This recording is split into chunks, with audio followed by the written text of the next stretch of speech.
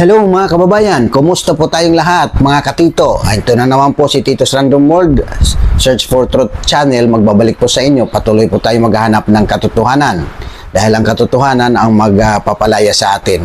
Sabi nga sa John 8:32, then you will know the truth and the truth will set you free. Mga kababayan, medyo antok pa ako at tanghali na ako nagising dahil nga medyo na-busy tayo kahapon sa panonood ng TRICOM hearing, no?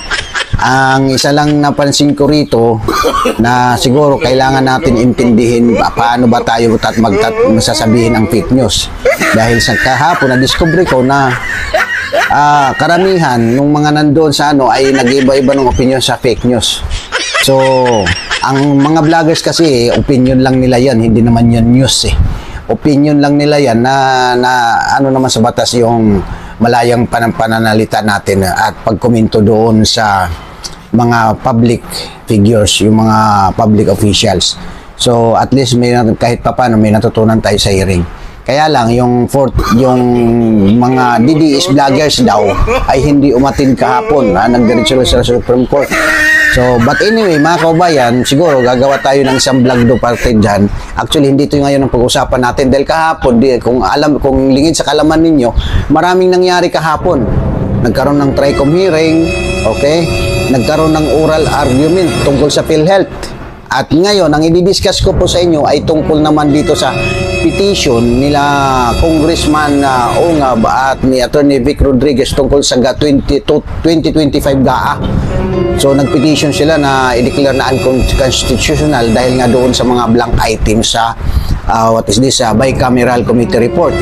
Kung hindi ako nagkakamali mga kababayan, yung ang total amount ng tawag nito ang total amount ng blank items, diba? Nandito sa post ni Attorney Vicky Rodriguez ay 241 billion ng mga blank items na biglang na fill in. So, yun yung petition nila sa korte. At kahapon mga kababayan, naglabas ang Korte Suprema ng isang order. Sabi nga dito sa headline kahapon ng Philippine News Agency, EC directs Congress Executive to comment on suit challenging GAA. So, binigyan lang po sila ng 10 days. Basahin po natin ang totoong balita dito na sa naipost ng Philippine National News Agency.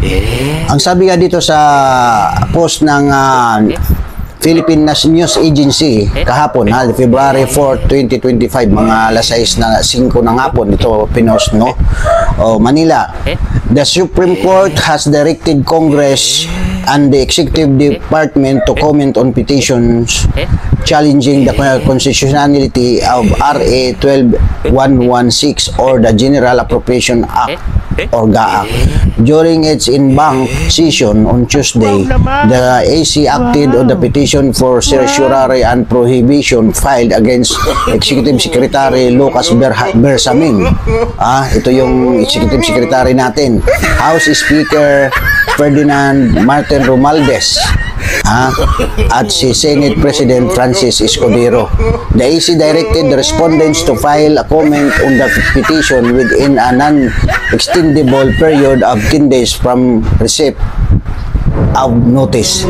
So, the petition was filed by former Executive Secretary Victor Rodriguez, Isidro Ongab, and Rogelio Mendoza, arguing that the GAA is unconstitutional for failing to allocate mandatory funding for PhilHealth and law for increase of appropriation beyond the President's recommendation and allocating the highest budget in infrastructure over education.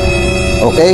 So, yun po yung portion ng balita kahapon na binibigyan lang sila Lucas Bersamin, yung ating Executive Secretary, si Senate President Escudero at si Martin Romualdez. Actually, mga kababayan, ito po isang magandang balita sa ating mga Pilipino dahil nga ang maganda itong balita dahil in the sense that pera ng taong bayan ang pinag-uusapan dito at tayong lahat na nagsasakripisyo dito. So, dito natin malalaman kung mayroon mang maling ginawa, dahil nga sabi nga hindi pwede i-exempted ang bicameral committee report dahil dyan nagsimula, yan yung foundation na kaya mayroon tayong GAA, kaya mayroon tayong disenrolled bill. So Mga kababayan, so according nga kay Attorney Vic Rodriguez is umabot ng 241 billion amount ng blank items na filled in. Wow. So dito natin na malalaman sa Supreme Court at sana ang hustisyang manaig dito at managot yung mga taong may kinalaman dito sa anomaliyang ito. Umaasa tayo na magkakaroon po ng justice at patuloy tayo mga kababayan ipag-pray ang ating bansa, ang ating kapwa Pilipino at ang ating mga leader na bigyan sila ng kaalaman na magagaling sa Panginoon. Dahil nga ang leader natin pag walang guide ng Panginoon, medyo malabo tayo dahil siyempre kung walang Panginoon sa isipan nila, sa buhay nila, papasok dyan yung espiritu ng dyablo sa kanila at kung ano-ano nang gagawin.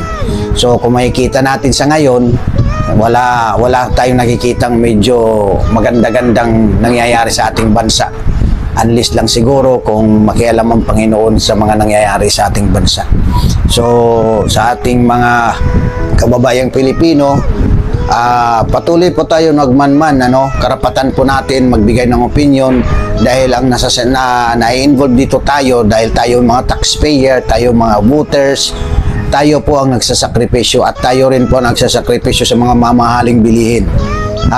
Hanggang sa ngayon, puro palagi tayo ang nagsasakripisyo sa lahat na kapalpakan na nangyayari sa ating bansa. Okay? So, maraming salamat sa inyong panonood at huwag niyong kalimutan mag-subscribe doon sa mga hindi pa nag-subscribe sa aking channel para ma-update pa kayo sa susunod pang mga i-upload ko. God bless us all. God bless the Philippines.